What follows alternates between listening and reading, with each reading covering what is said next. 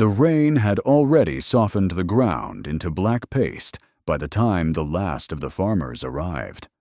It was early October, 1933, and the sky above Crowswallow, Arkansas, hung low and colorless, too pale to be storm gray, too full to be empty. The air smelled of soil and soot, and something sweeter, vaguely metallic, like a cut finger pressed to the lips. There were 47 people beneath the tent that night, each drawn by faith, desperation, or the slow curiosity that comes when something strange is said to be happening, and no one wants to be the last to know. The tent was off the main road, pitched crooked in a pasture with bent grass and leaning fence posts. It was striped red and white, colors that had dulled under traveling years and patched with canvas repairs. An old phonograph wheezed out hymns from a warped shellac disc as lanterns flickered beneath the tarp. Their halos danced on the faces of the gathering, thin men in wet overalls, women in cotton dresses faded from washboards, and children who wouldn't stop staring at the box on the pulpit. Brother Eli Mallard stood tall behind that pulpit. His voice was smoke and gravel, the kind that sounded older than the body it came from, a preacher of Pentecostal fire and brimstone, though tonight he spoke slowly, methodically, as though reading from notes no one else could see. On the crate before him was a large Bible, its leather cracked, the gilt edges worn down to dull brass. He called it the Sword of the Promise. No one remembered exactly how long it had been part of his revivals. Some claimed it followed him from Georgia. Others said it had no beginning at all. At 8:47 p.m., as lightning mapped the sky, Eli paused mid-sermon. He looked down at the Bible, eyes narrowing. "There," he whispered. "Do you see?" A few in the front row leaned forward. Someone coughed. A single drop fell from the spine of the book. It hit the wood of the pulpit with a sound far too loud for its size, like a nail being driven through oak. A red line began to trace down the gold-embossed cross on the Bible's cover, too thick for rain, too bright for ink. More followed, slow, viscous. Gasps rang out like flinches in the silence. One woman screamed, another crossed herself. The bleeding didn't gush. It seeped, measured, deliberate, as if the Bible were sweating something buried. A farmer named Hal Tress tried to speak, then sat down hard on the folding chair, his knuckles white. Brother Eli did not move. A boy in the second row, just 10 years old, began crying. Not loud, but with a kind of dread that seemed much older than he was.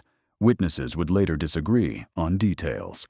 Some swore the pages flipped themselves once, twice, before lying still.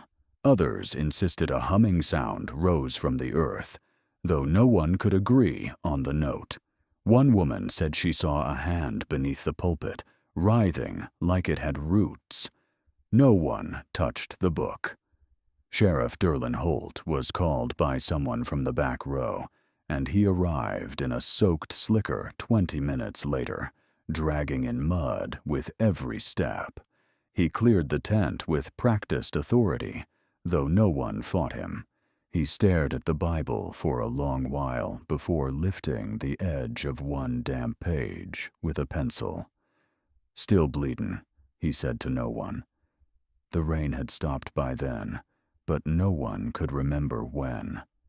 That night, as the crowd dispersed and their wet footprints turned the pasture into a field of prints like fossilized birds, the story began its slow spread. A bleeding Bible, witnessed by 47 living souls, each one with a slightly different memory. The word miracle was used by some, omen by others. A local reporter, Carla Jean Maddox, wrote the first article in the Crowswallow Evening Ledger, her headline cautious. "Unusual phenomenon reported at Revival What Tent. The paper did not include was her final line, which her editor cut before printing. "I saw it, too. I swear to Christ, I saw it." The documented historical fact was the sheriff's evidence tag, case file number 112-BB-1933. Contained within were 3 photographs taken under lantern light, one of the Bible, one of the blood-tracked pulpit, and one of Brother Eli Mallard standing motionless, eyes fixed on something just above the camera's lens. The fringe detail came in weeks later, buried in a letter addressed to the sheriff's office from a woman in Elizabethtown, Kentucky. She claimed her own mother had seen a bleeding Bible in 1897 during a séance. She enclosed a drawing, nearly identical to the Crowswallow Bible, and the sentence, "It cried for 7 nights before they buried it." But the unresolved question remained the one scrawled in pencil at the bottom of the sheriff's incident report. If it wasn't blood, what was it? And if it was, how? By morning, the tent was gone. Only flattened grass remained, and a faint circle where the pulpit had stood. Those who returned to the site noticed something else. Every sparrow within 100 yards of the clearing lay still. No blood, no wounds, just quiet, feathery death. When Brother Eli was found later that day at the boarding house where he'd been staying, he was already sitting at the edge of his bed, hands resting palms up, as though waiting for a verdict. He said quietly, "I didn't bring it. It came for them." The sheriff sat across from Brother Eli Mallard in the boarding house parlor, the rain having picked up again, ticking like nails against the windows. The preacher had not moved since the officers brought him in, not when they searched his room, not when they questioned the landlady, not even when they placed the worn, blood-slicked Bible on the table between them. His hands remained palms up on his knees, as if offering them to the room. Or perhaps to something beyond it. Sheriff Holt cleared his throat. "Tell me what happened under that tent." Brother Eli turned his head slowly, the lamplight carving long shadows beneath his eyes. "They asked for a sign," he said, "and one was given. The Bible lay between them like a thing that breathed. Though wiped clean, its cover still shimmered faintly with that same reddish sheen, as if it remembered what had soaked it. Holt resisted the urge to touch it. Beside it, a legal pad rested in front of Deputy Carla Jean Maddox, her pen unmoving. "I've seen plenty men fake signs and wonders," Holt said, his voice steady. "You got wires under that pulpit. A little stage trick, maybe." "No trick," Eli replied, almost gently. "But you're looking for wires, and I think you should be looking at hands." That was when he held his out fully, slow, deliberate, like a man offering up something sacred. His palms bore 2 symmetrical scars, not fresh, not raw, but puckered, pale, and deeply grooved, as though something had been pressed in and twisted long ago, not quite circular, not quite square, not quite anything recognizable.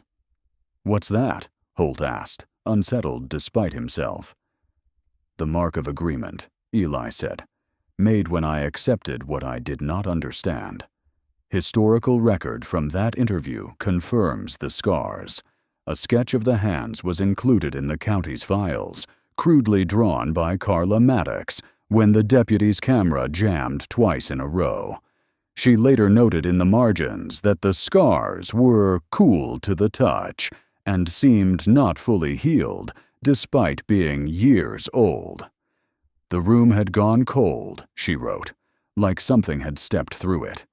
In a low, quiet voice, Brother Eli told them a story, not a sermon, but a winding tale that seemed to resist time. He said he had once been a missionary in the hills of Virginia. Said he'd wandered into a church with no walls, just 4 burned posts and a stone slab where an altar might have been. Said he'd found an old man there who spoke no words but wept when shown the scriptures. And that, on the 7th day, the man had placed Eli's hands on a book wrapped in cloth and said only this: "It remembers what it was told." The preacher would never clarify who the man was.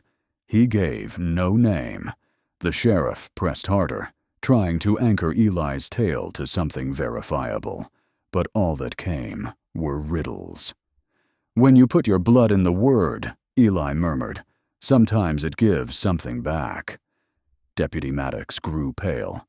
The sheriff, trying to retain control, switched tactics. "Is this some kind of con?" he asked. "You bleeding into the book, some trick of the light, animal blood hidden in the pages, you poured it in beforehand." Eli looked at him with something like pity. "You think I'd cut myself open to prove to men what they already chose to forget?" Here, the conversation fractured.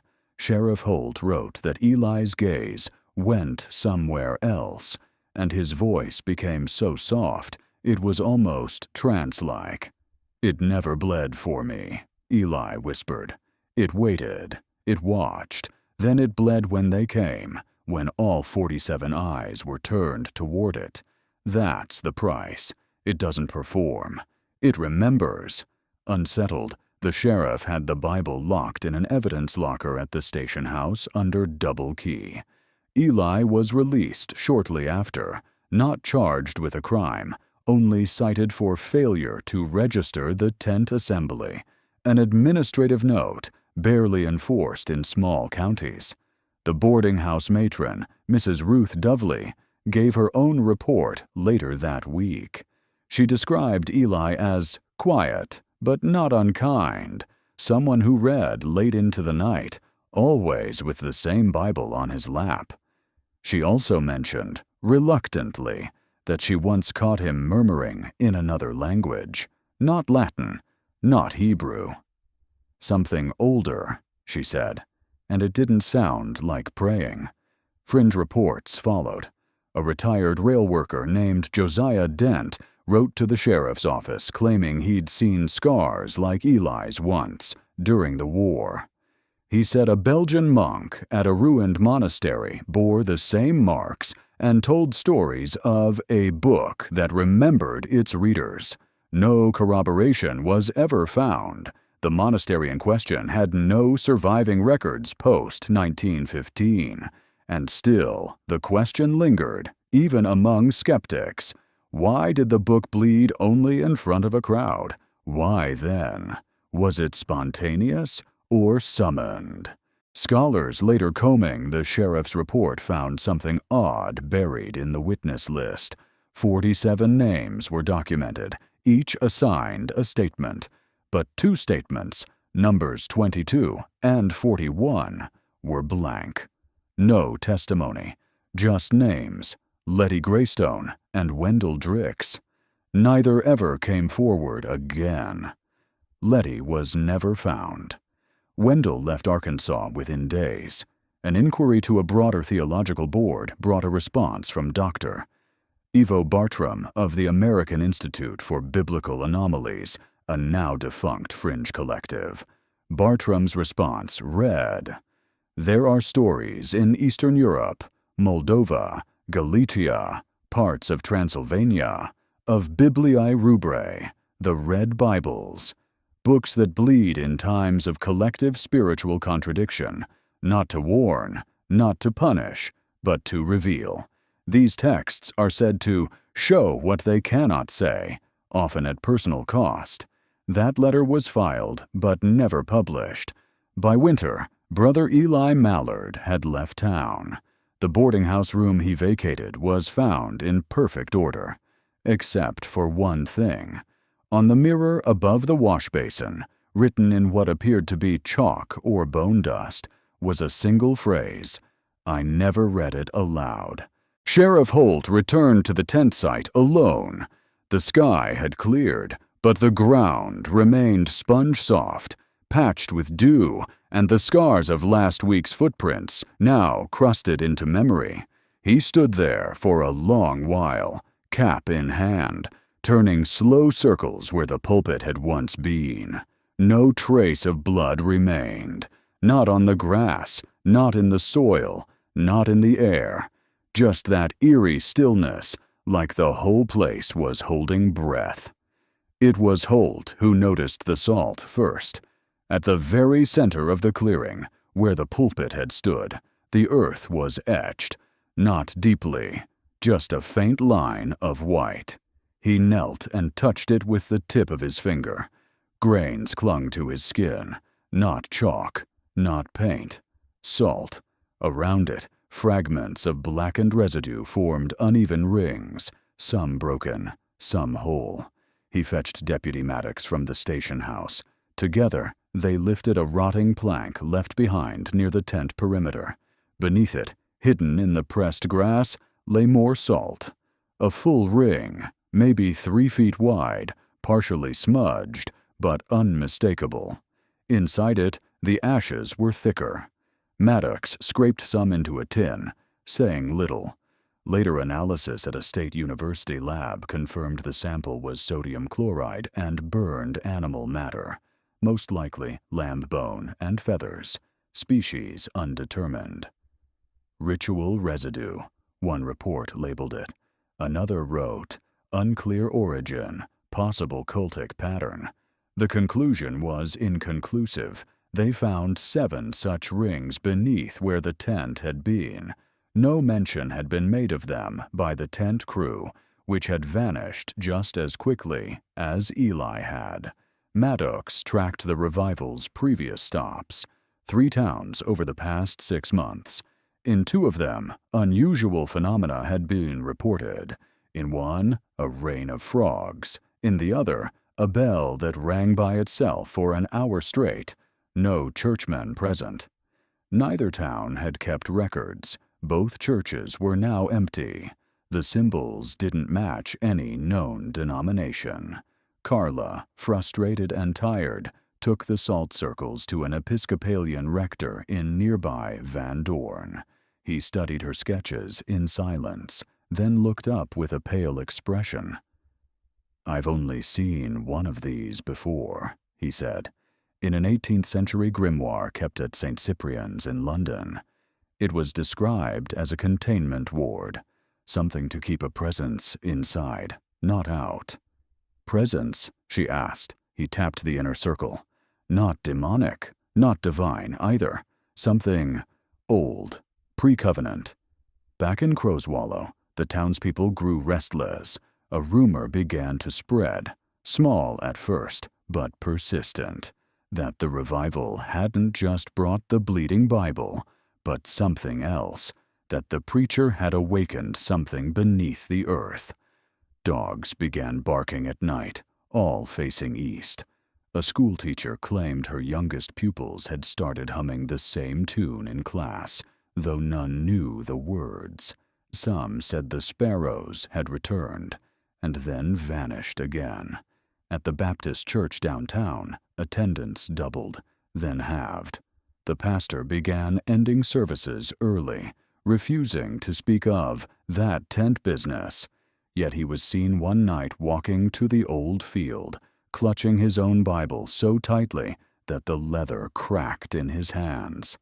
Salt began to appear in odd places, on windowsills, under porches, at the lip of the town's dry well. No one claimed to place it. No one removed it. One fringe detail emerged from a curious source, a traveling peddler named Amos Crinn, who had passed through Crowswallow the night of the revival. He claimed he never entered the tent, but stood outside, just to hear the thunder of it. In a letter sent later to the Arkansas Gazette, he described feeling a pain in his chest, sharp and sudden, the moment the crowd gasped. He clutched his heart, thinking it an attack, but what he pulled from beneath his shirt was his grandmother's crucifix, now warm and bent into a spiral. He enclosed it with his letter. The paper published the story, crucifix and all. Scholars dismissed it. Others were less certain. But the question that most disturbed Sheriff Holt came from Maddox a few days later, as they reviewed photographs of the field. Why draw salt circles beneath a wooden floor? He stared at the image. You think they were always there? No, she said, her voice low. I think someone drew them after the tent was set. That would have meant someone crawling under the platform, in the dark, laying down rings with ritual precision, not for show, not for spectacle, for purpose, quiet, careful, deliberate. They interviewed 2 of the 10th who had set up the revival site, young men, traveling light, moving town to town. Neither admitted to drawing anything. One, named Earl Tinnis, said something odd, though. Place didn't feel right, he said, like the ground was leanin'. Leaning? Maddox asked. Yeah, he repeated, like a slope that wasn't there. Made you feel like if you stood still too long, you'd slide down into something. No record had been made of soil instability in that area.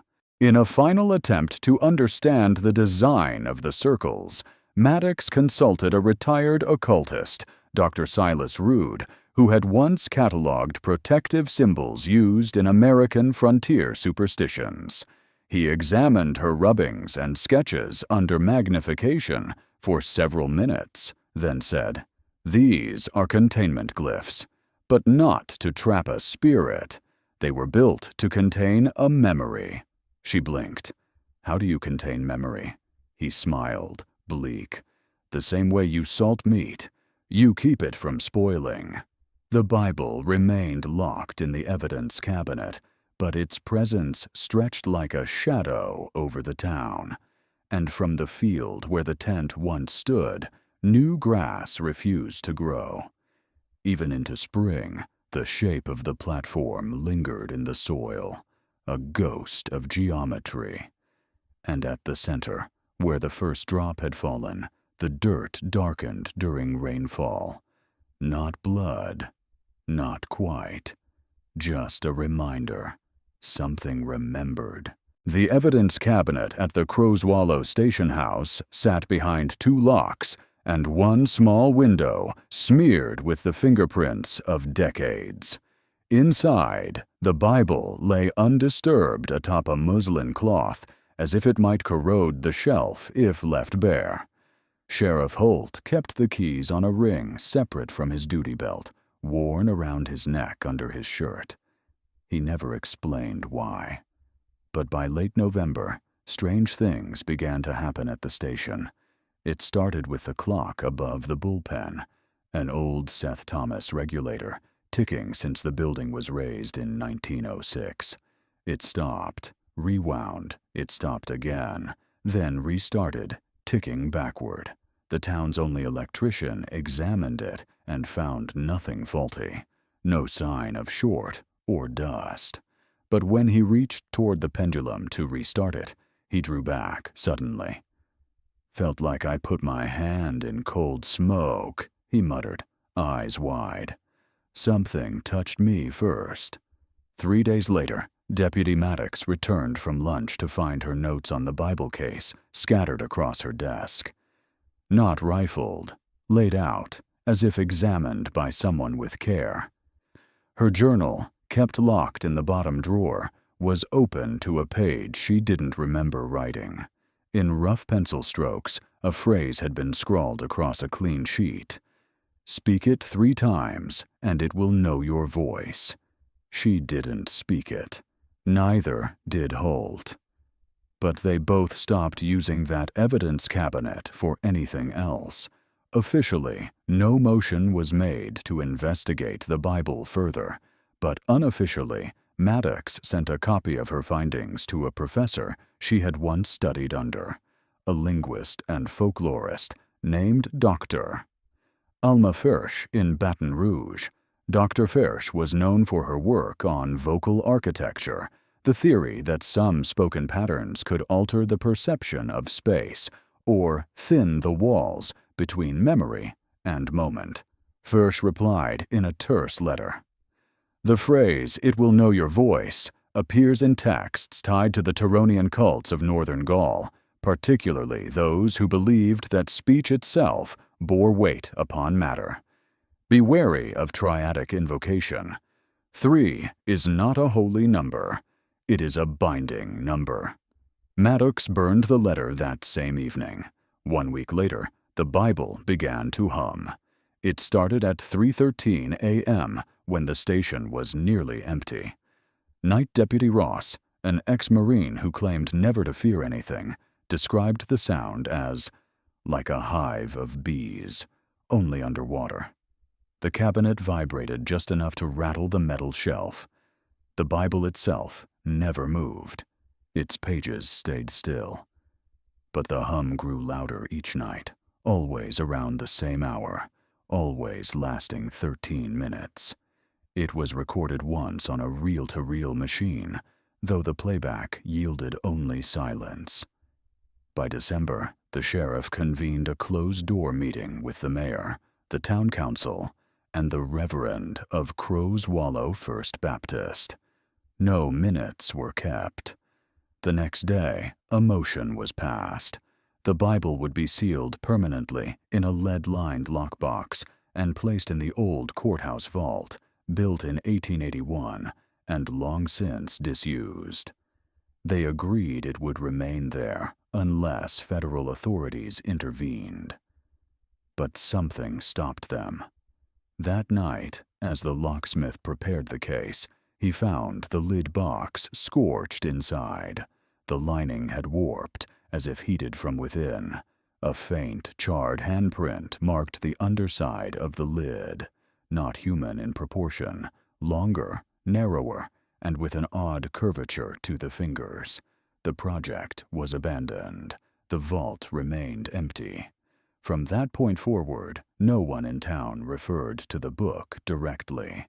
It was the object, or the matter, or simply that thing. Officers transferred from the station in quiet succession. One, after only 5 days on duty, left a note on his desk that read, "It's reading me now."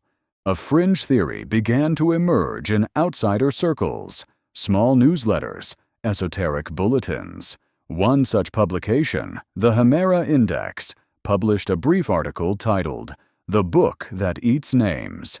It posited that the Bible was not bleeding out, but drawing in, absorbing attention, memory, and identity through each reading, each witness.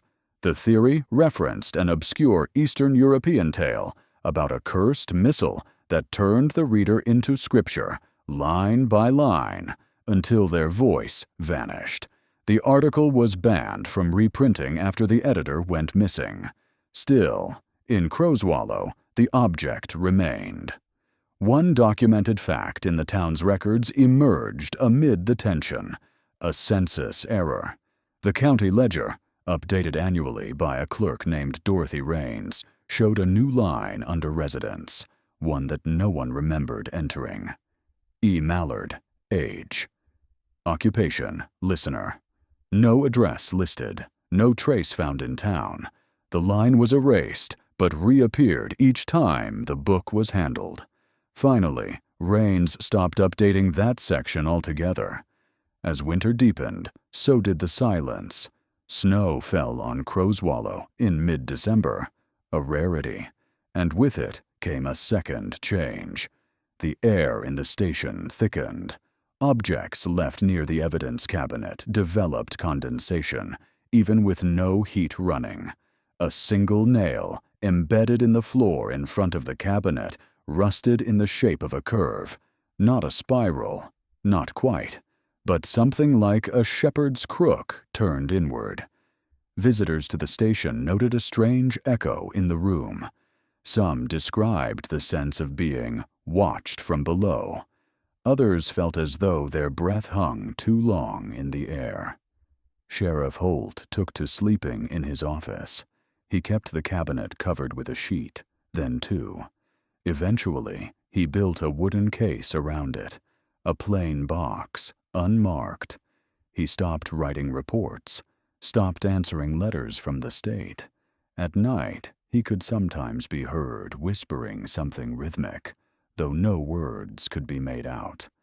One question remained, never written down, never spoken aloud, yet pressing in every conversation, every glance between Holt and Maddox, between the townsfolk and their empty fields. Had the Bible ever stopped bleeding, or had it simply grown quieter about it? By Christmas Eve, only one thing was certain. The book was no longer just being stored. It was waiting. The frost came hard the first week of January, and with it came the dream. Not a dream, plural. The dream. It began in different ways for each person, but always ended the same. A vast field beneath a black sky, empty of stars.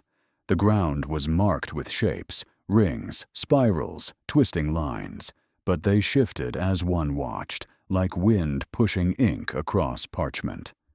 At the field's center stood a pulpit of ash, from which no sermon came, only a low sound, breath drawn in, but never let out. 47 residents of Crowswallow reported it, independently. Some described it to their spouses, some to their pastors.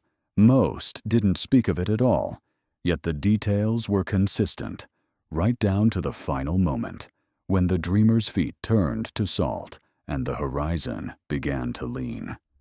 By the second week, the Baptist pastor left town in silence.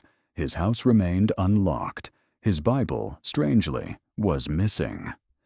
The same week, a local child, a 5-year-old named Cora Bell, walked alone into the middle of the original revival field and stood still for 3 hours.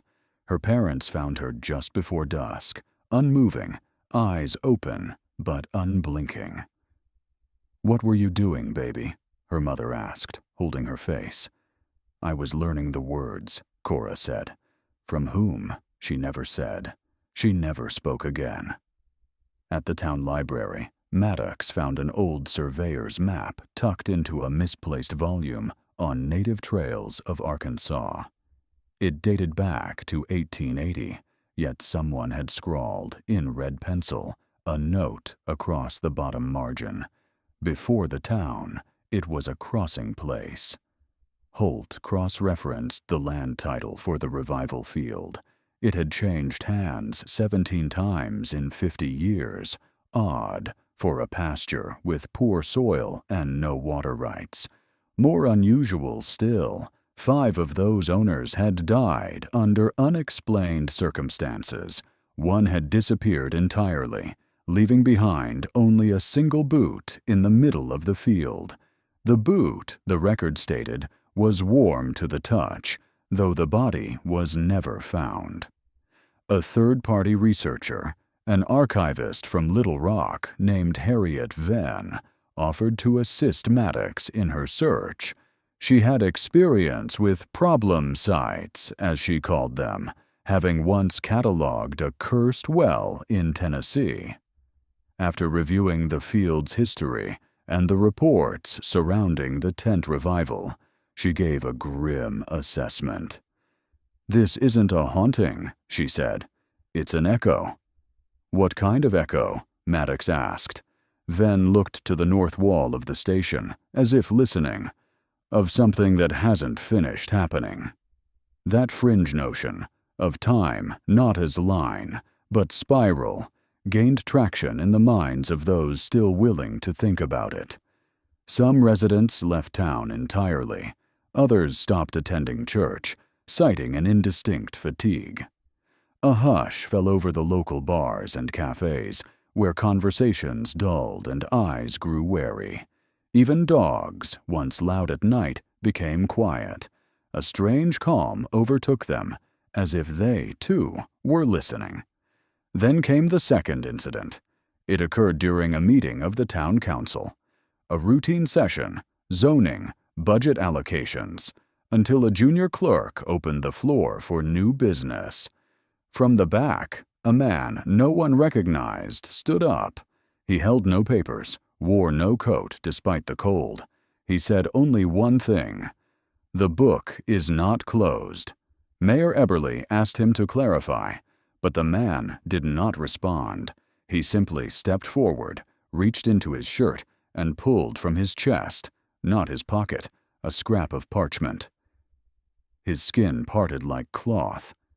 There was no blood. He placed the page on the table. It bore no ink, only impressions, like something once pressed there had withdrawn itself.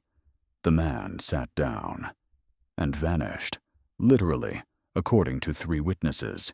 He was there, and then gone. Others claimed he slipped out during the confusion. No camera caught it. No one knew his name. The page was taken by Sheriff Holt and locked, again, in the evidence cabinet. From that night forward, the cabinet would not open, regardless of key, crowbar, or saw. Holt tried. Maddox tried. Even the locksmith tried. Nothing touched it.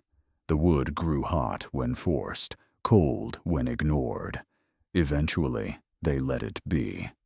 Meanwhile, a debate surfaced among the few scholars still following the case from a distance. Had the revival's spectacle, the bleeding Bible, been a flare or a seal? Was Eli Mallard warning something away or calling it in? One scholar, Dr. Joan Rafferty, published a monograph titled Blood as Threshold: Sacred Fluid in Modern Mythic Revivalism. She posited that the Bible itself had become a liminal artifact, an object no longer strictly of this world or the next, but a hinge between the now and the not yet. In her final chapter, she made an unnerving suggestion. The presence that came to Crowswallow may not be malevolent, but it is not finished. It has pages left to turn. Rafferty was found catatonic in her home 3 weeks after publication. She had circled the word turn 13 times in her final proof. The sheriff stopped sleeping in the station after that. And the dreams returned. This time, they were clearer. Witnesses, those who had attended the original revival, reported hearing their names spoken aloud in their sleep. Not shouted, not whispered, read, as if from a ledger.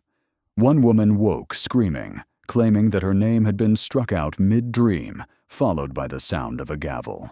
She died of cardiac arrest 2 days later.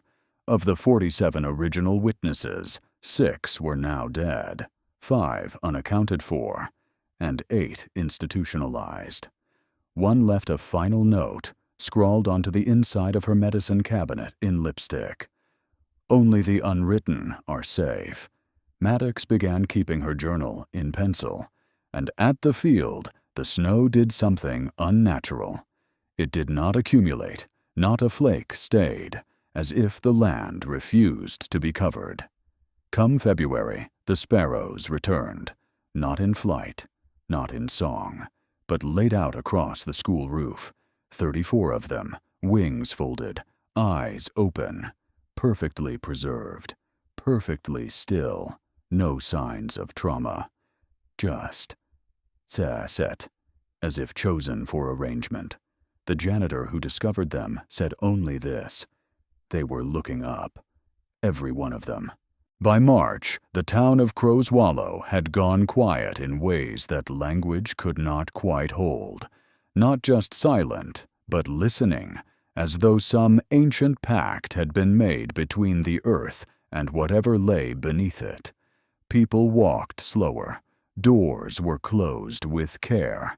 The library began to lend fewer books, not for lack of visitors, but because those who entered left empty-handed, too distracted to read, too aware of the humming stillness between pages. Sheriff Holt no longer took calls after dusk. He had moved to the rear of the station, into the small detention room no longer used for prisoners. There, he set up a cot and a single lamp. On his desk sat a recorder, which he switched on each night at 2:55 a.m., just before the Bible began its low, suboral hum. He kept logs, not with words, but tallies, dozens of them.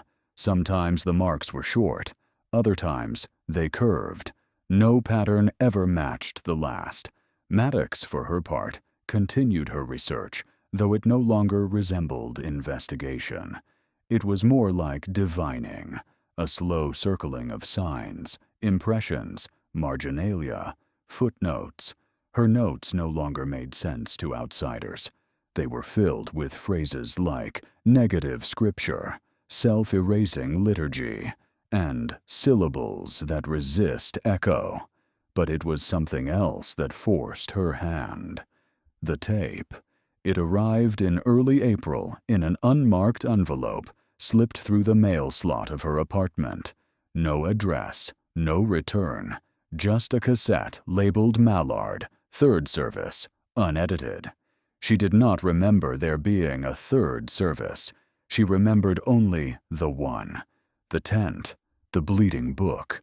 The 47th of them gathered in stunned silence, and then dispersal. A day of whispers, a week of fear. But she played the tape anyway. It was faint, warped. Mallard's voice was distant at first, rising slowly. I speak now to the unwelcome, the unheard, the unwritten. The room fell cold. To those who were struck from the ledgers of man, but not from the memory of matter. Static overtook the next minute. Then, the unmistakable sound of turning pages, one by one, slowly, rhythmically.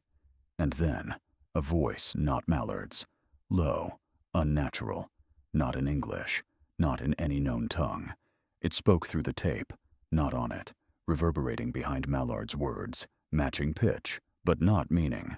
Scholars would later analyze this and find no waveform anomaly, but those who listened closely agreed. The second voice was speaking Mallard back, line by line, as if reading him. That night, Maddox drove to the field alone. The snow was gone. The grass was brittle. The pulpit Mallard had preached from was still there, though scorched at the base, warped by what some said was lightning, others fire. But no scorch pattern matched weather records from the time. In the center of the pulpit's remains lay a single Bible. Not the original, she thought. This one was smaller, child-sized, the cover unmarked, no blood. Yet when she picked it up, her fingertips came away dark. Not red, but black, like ash soaked in ink. She did not open it. She placed it in a sealed evidence bag and brought it back to the station. Holt refused to touch it. It's not a second book, he said quietly. It's the same one, changed. But the other's still here, Maddox whispered. Holt looked at the cabinet, still sealed tight, though dust now gathered on its hinges in a spiral pattern. Maybe, he said. Or maybe that one is just the idea of the book now. That phrase, idea of the book, surfaced again weeks later in a manuscript smuggled out of a seminary in Missouri.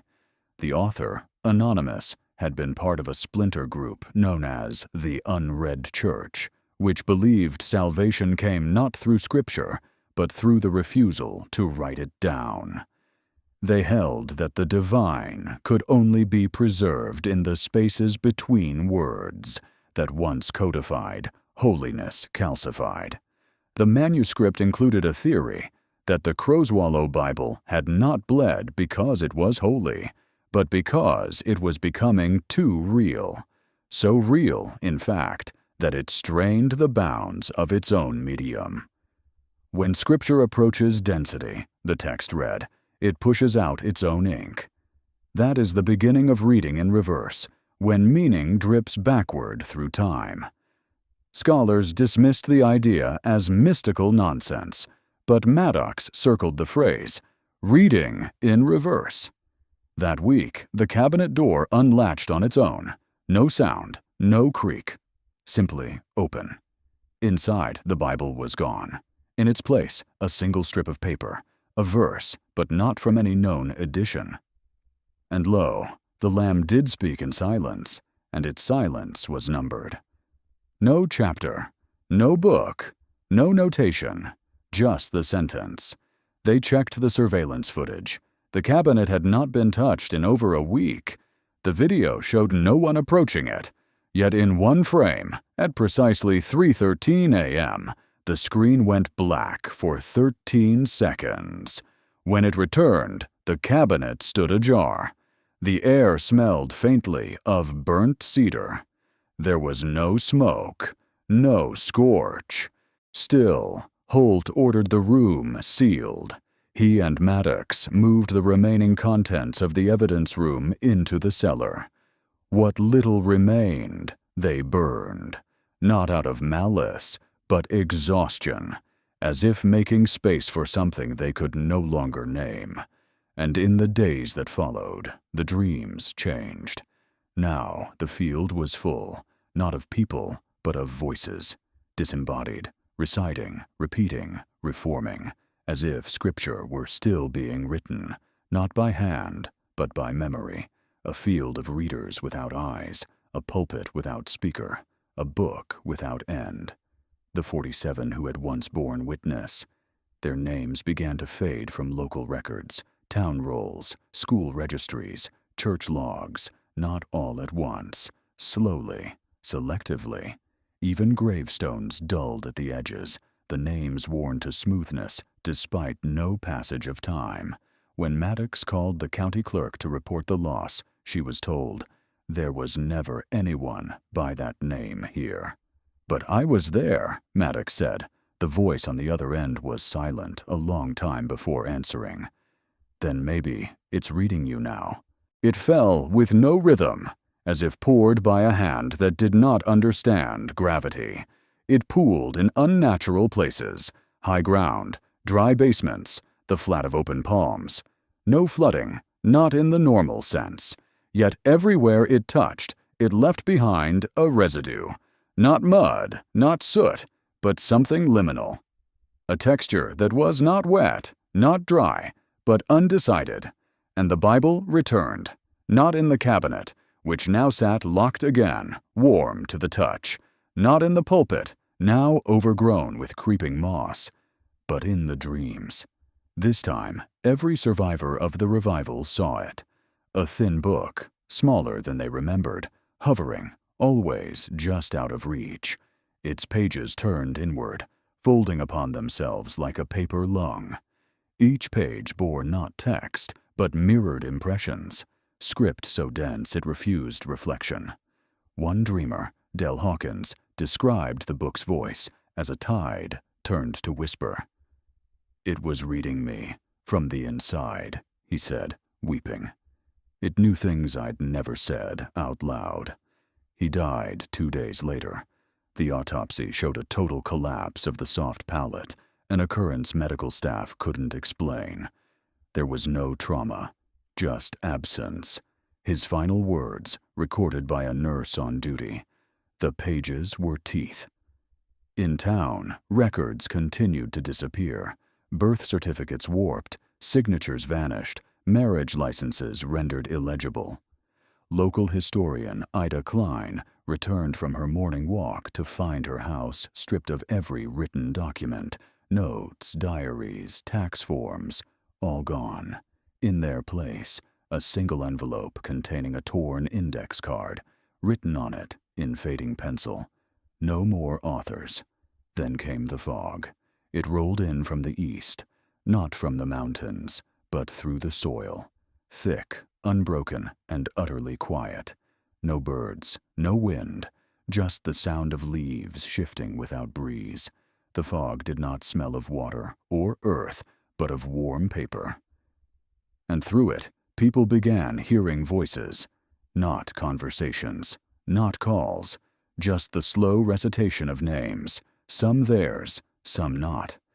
each name followed by a sound like quill to parchment. A few heard laughter. Others, the sound of binding stretched tight, like leather pulled across wood. One man, Jonas Petty, former assistant pastor, walked into the fog and did not return. But his coat did. It was found nailed to the door of the Methodist church, upside down, its sleeves filled with hymnals.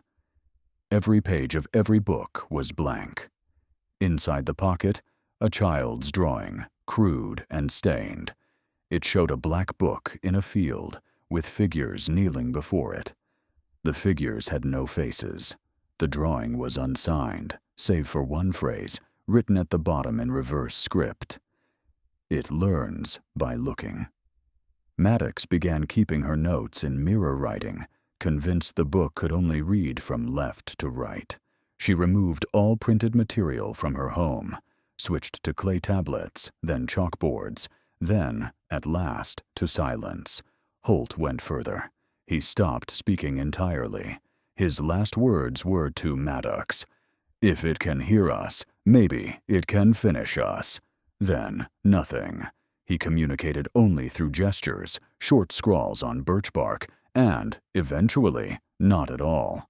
One day, he simply sat in his patrol car until dusk, engine off, hands folded, his eyes closed. When Maddox approached, he turned to her and smiled.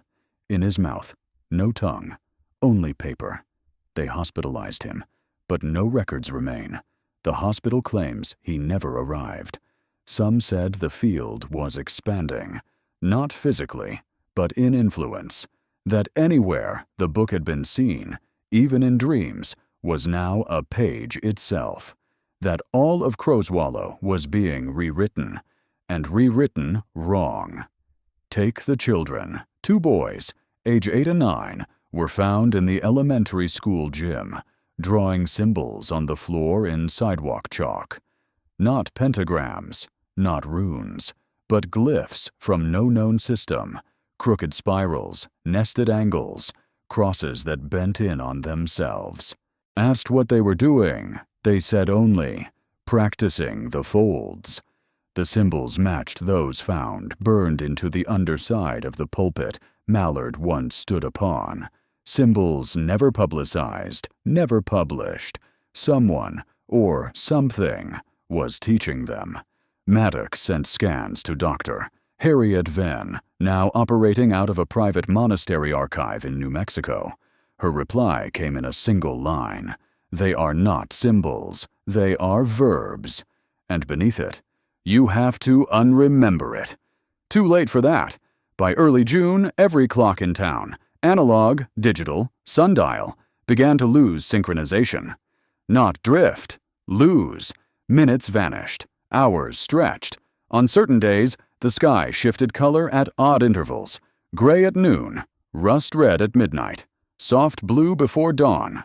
A phenomenon not captured by any camera, but confirmed by dozens.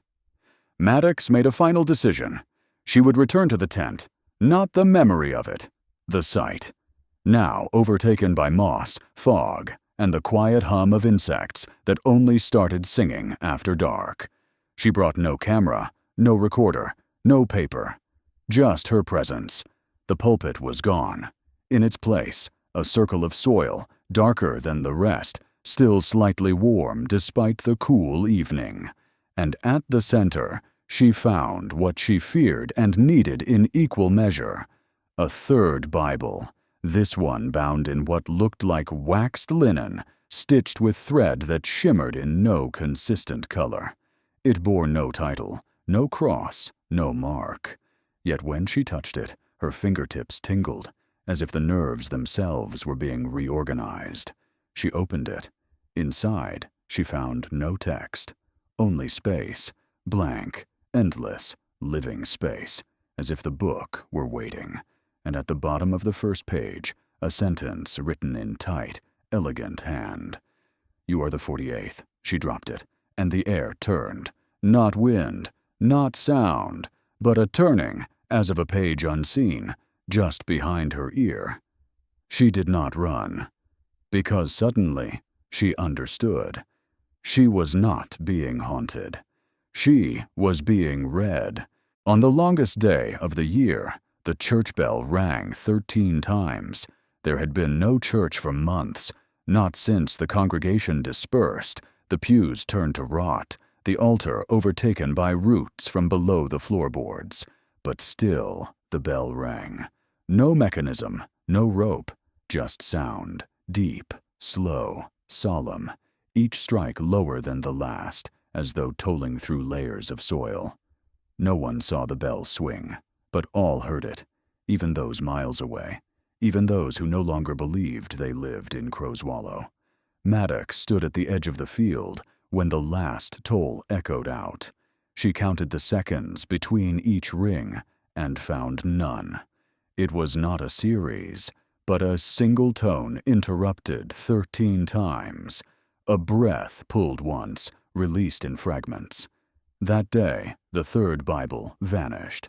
No one took it. No footprints led away.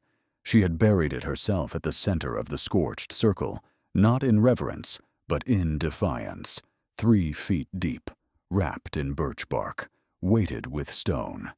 She had returned to find the earth unbroken. Only a small depression in the soil, like something had risen. She told no one, not because she feared being disbelieved, but because she feared being understood. That evening, she visited Holt. He no longer resided in any official structure. His car sat rusted outside the old slaughterhouse, which he had turned into a private hermitage. There were no words between them anymore, only nods. She handed him a torn corner of linen. On it, a glyph neither had seen before, an open circle, broken at the top, pierced with a diagonal line. He studied it, pointed to the ceiling. Above them, the rafters creaked. Then a sound, small, software pages turning. But there were no books, only air, and yet, still, the sound. She left before nightfall. Holt would never leave again. The next morning, the fog thickened. Its color deepened. Not gray, but the color of dust seen from beneath glass. It began to listen back. People claimed that when they whispered into it, they heard responses. Not echoes, but interpretations. Words they'd never spoken, but always meant. The school shut down after one teacher discovered an entire class speaking in unison, in perfect cadence, with their mouths closed. Their notebooks were blank, their eyes fixed on the window. No birds flew overhead now. Insects moved in spirals, and still no rain. Only the moisture of breathless pages. Theories came and went like weather systems. One fringe group posited that the Bible was not a single object, but a format, a way of encoding the ineffable that had failed to remain passive. That perhaps humanity had been transcribing things meant only to be heard once, and the cumulative weight of repetition had ruptured the boundary. Another theory, whispered among underground seminary circles, suggested the Bible had achieved something unique. Literal sentience, not of the book, but of the reading itself. That each engagement with the text was a spark, and Crowswallow had been the site of a spontaneous, collective ignition. But no one could explain the disappearances. By midsummer, only 26 of the original 47 remained locatable.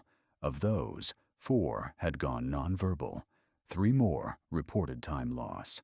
1, Rosa Lynn, had begun to write compulsively, on walls, floors, her own skin, until her hands were taken for her own safety. Even then, she etched letters with her teeth into soap bars. Always the same sequence.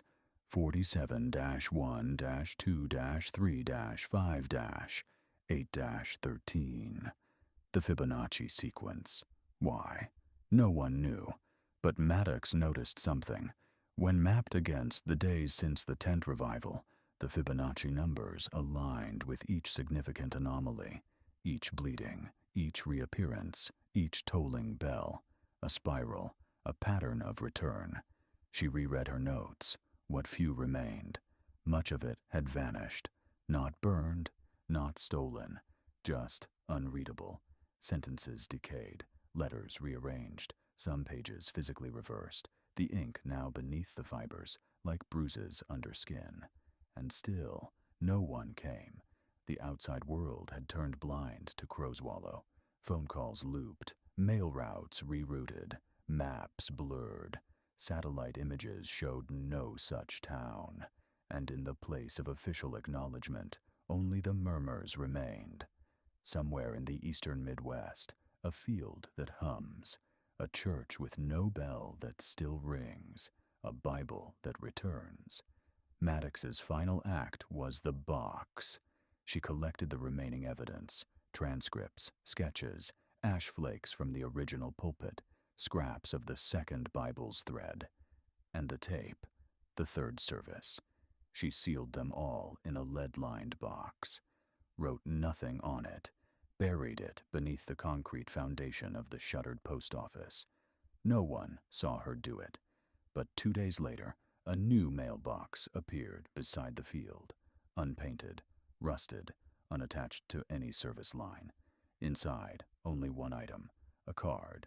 On it, a name, Harriet Venn. Beneath it, a question. Ready to speak?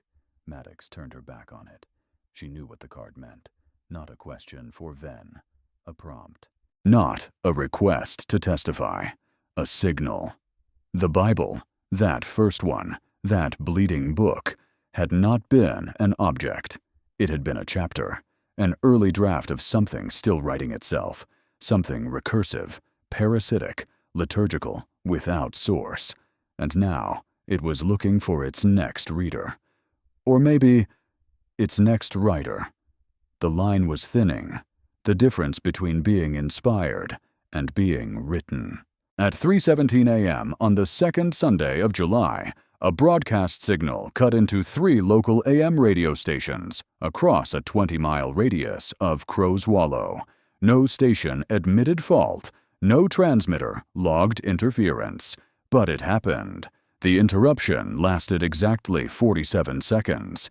It began with silence, then came a hum, low and steady, like a field beneath wire or breath beneath floorboards. Then a voice, not loud, not mechanical, human but wrong. In the beginning, there was the margin, the voice read calmly, deliberately, not from Genesis, not from any known scripture. And the margin hungered for context. Then, static, brief, violent, pulsing. So the word was given, but not spoken, written in vain, bound in listening. And the breath became reader, and the reader became text. Then silence again. No fade-out, no click, just the absence of speech as artifact. Maddox heard it.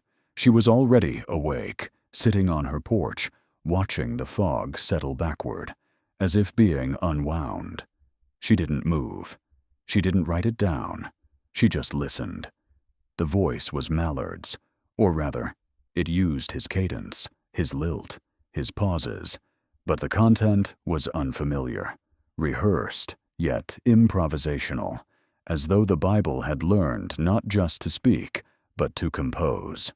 3 towns over, an archivist named Brent LeClaire recorded the audio on a reel-to-reel. When he played it back, the tape looped, not at the end, but in the middle. A Mobius of language, the phrase margin hungered for context, repeated indefinitely, as if unable to escape itself. The tape was later found twisted into the shape of a spiral, edges singed. LeClaire was not. His apartment, they said, looked as though no one had ever lived there. No rent history, no furniture, just dust in the shape of human presence. The fog thickened again. This time, it carried weight. Residents reported a sensation like being watched, not from the outside, but internally, as if each organ had grown an eye.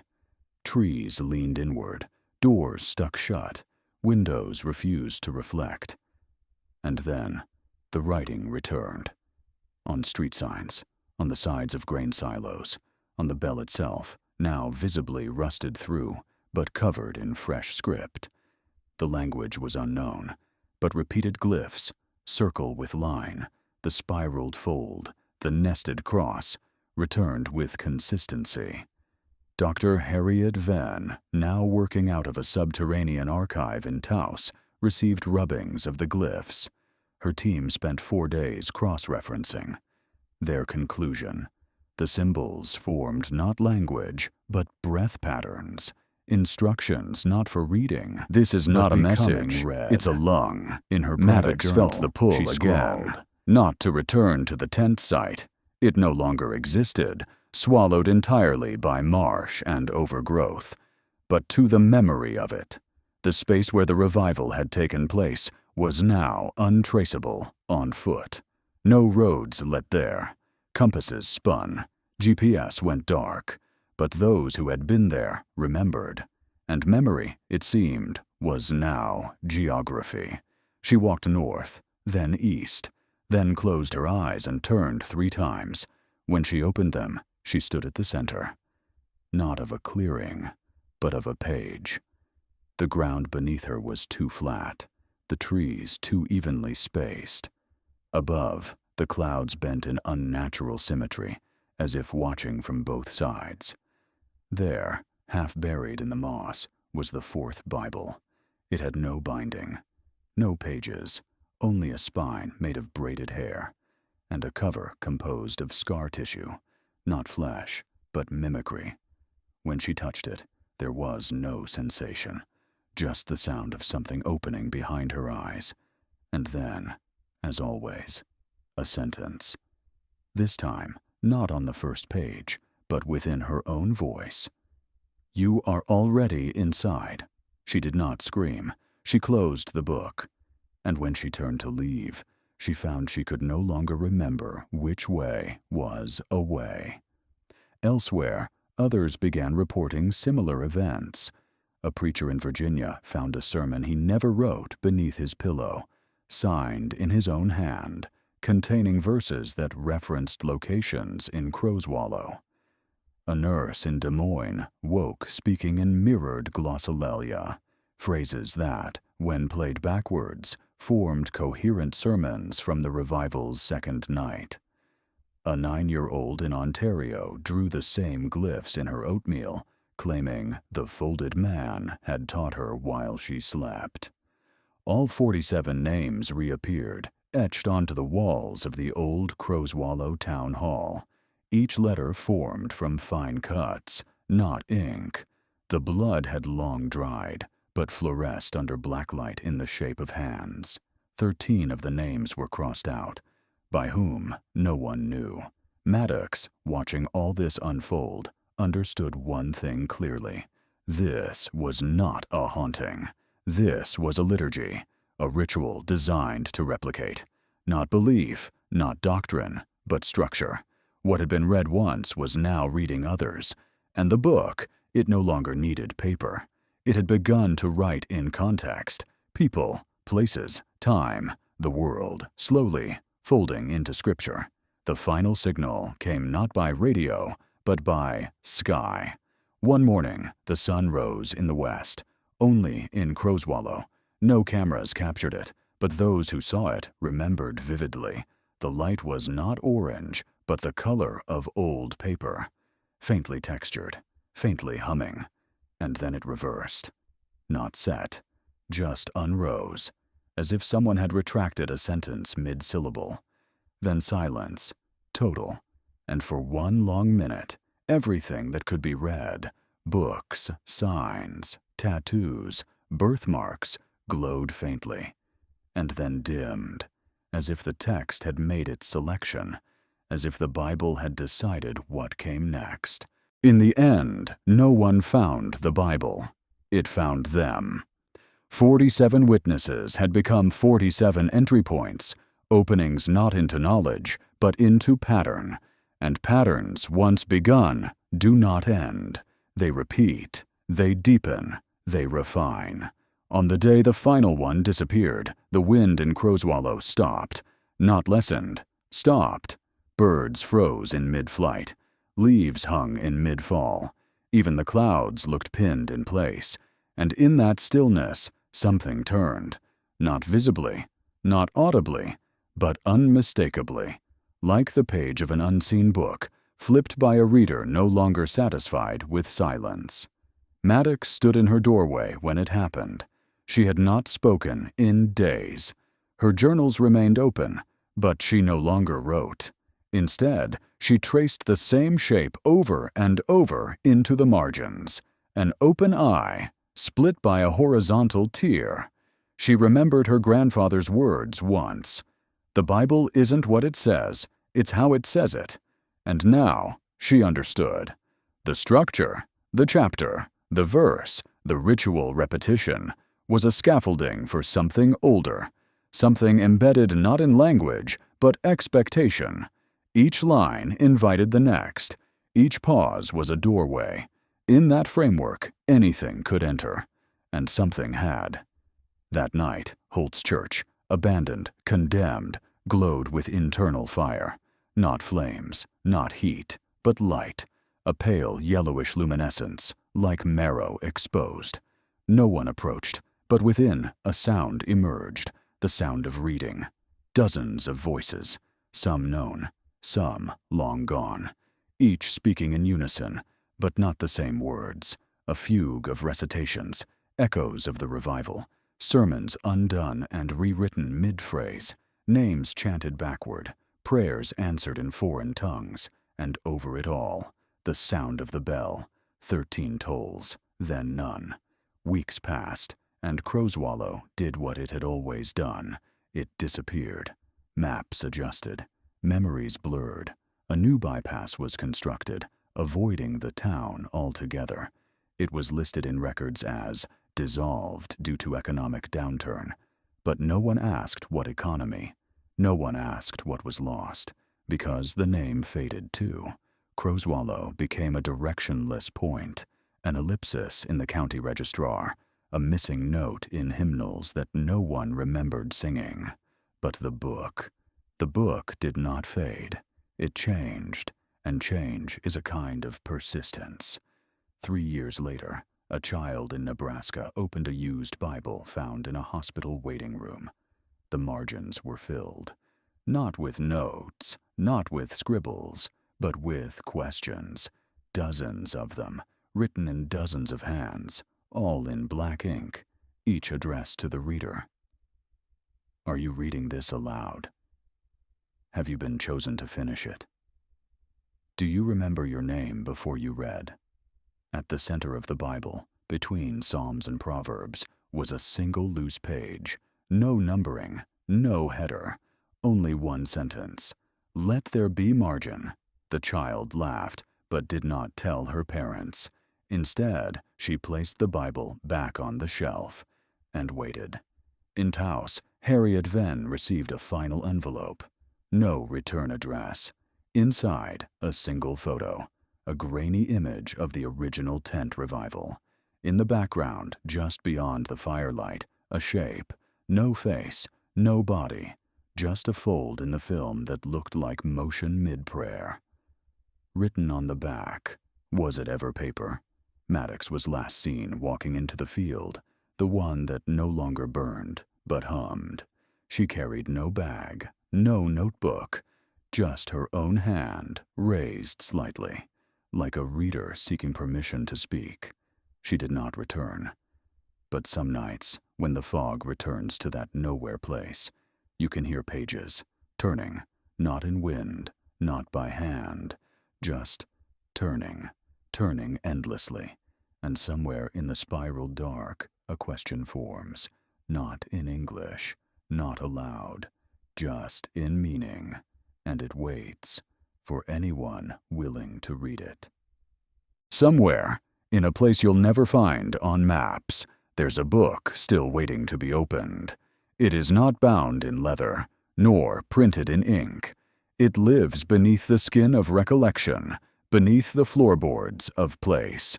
It smells faintly of cedar, of soot, of old hands touching holy things.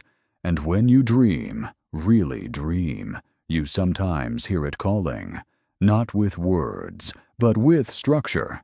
You'll notice it in your routine, the way certain numbers repeat, the way songs on the radio end precisely when you turn the corner, the static on the television just before sleep, the hum in the silence between prayers. These are not accidents. They are echoes, leftover cadence, ritual formatting, a liturgy without a priest, a sermon without a listener. They say the past is written, but in Crowswallow the writing never stopped. Not on the page, not in the margin, not even in the witness. Each of the 47 became a sentence, some short, some strange, some never fully read. But together they formed something, not a gospel, a recursion, a story that reads itself in us, because the Bible that bled did not end. It folded, it adapted, and now, wherever breath carries thought, wherever voice meets memory, it waits, not to be believed, not even to be feared, just to be read. Because to read is to enter, and some books never let you leave.